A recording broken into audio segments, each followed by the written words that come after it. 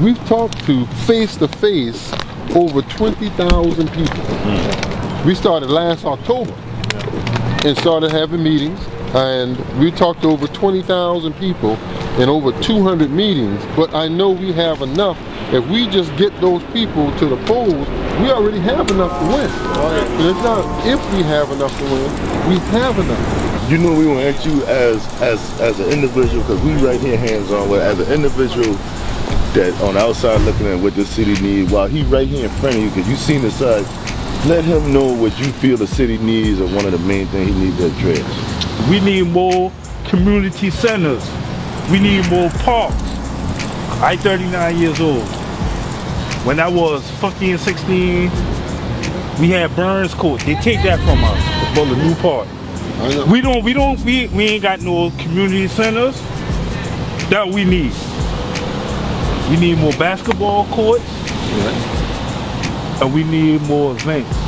You know, not for us, the adults, for the teenagers, for where they can go at to have fun, standing on the corner. Cause I know you don't walk around this whole community where you see kids riding their bicycles, standing on corners or standing piled up.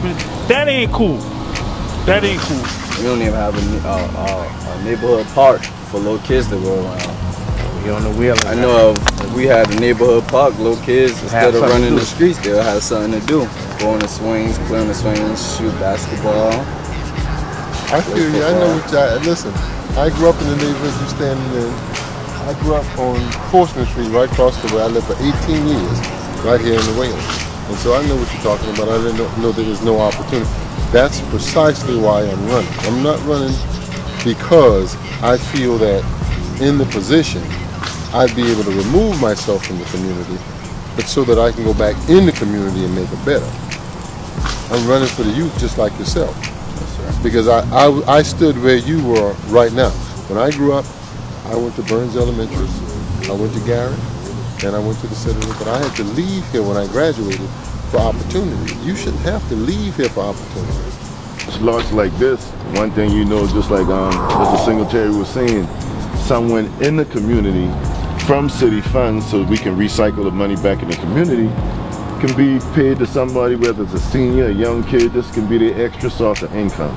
If Mr. Singletary was already in the seat, he would have the power to find out whose property this is, find out what they want to do with it. Can we turn it into something recreational? Can we build a home there for somebody? What could we do, even if it's someplace to park an ambulance or something? But by the property just sitting here, nothing being done with it. We don't even have a Department of Housing. We only have a housing authority that issues out checks for housing people who can pay rent.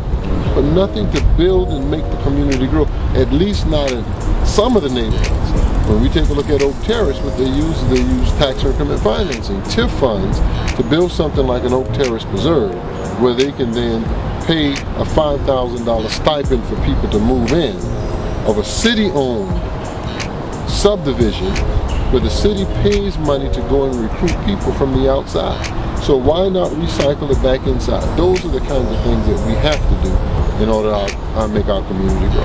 Feel like he ain't doing it right and he won it. 4 more years we go and we vote him out. And I telling you this in his face. You know what I'm saying? Like I tell him, boy, I'm from the street. I love my city.